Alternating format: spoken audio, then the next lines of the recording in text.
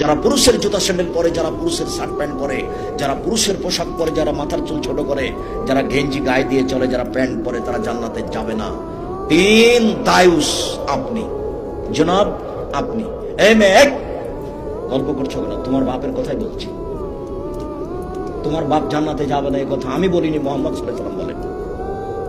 উপস্থিত বৈঠকের মুসলিম বোন একটু শোনেন তো, এদিকে শোনেন, আবার গল্প করছেন কেন? উপস্থিত বৈঠকের মুসলিম বোন শোনেন, আল্লাহর নবী বলছেন সিনফানে মিন আহলিন নার, আমার উম্মতের 2 শ্রেণীর মানুষ জাহান্নামে যাবে, আমি তাদের দেখিনি। আমার উম্মতের 2 শ্রেণীর মানুষ জাহান্নামে যাবে, আমি তাদের দেখিনি। আমার উম্মতের 2 শ্রেণীর মানুষ জাহান্নামে যাবে, আমি তাদের দেখিনি। এক শ্রেণীর মানুষ তাদের হাতে থাকবে লাঠি, কাজ নাবিল বাকারে গাভীর লেজের মতো। এক শ্রেণীর মানুষ তাদের হাতের থাকবে লাঠি গাভীর লেজের মতো, মানে একদিক মোটা একদিক চিকন চাবুক, এজের বোনা বেহান নাস্তা দিয়ে মানুষকে মারবে, ওরা জাহান্নামে যাবে। বুখারী মুসলিম, চূড়ান্ত সিদ্ধান্ত।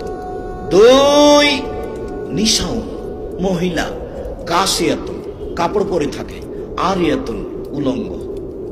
নেবার কাপড় পরে উলঙ্গ হয়, দেখে মনে হচ্ছে যে আপনাদের দিনাজপুরের ওই স্কুলটা দেখে দেখে বলছেন আল্লাহ নবী। ওই মেয়ের গায়ে যে সব পোশাক আছে, প্রত্যেকটা মাস্টার বুঝতে পারে কোন মেয়েটার শরীরের অবস্থা কি।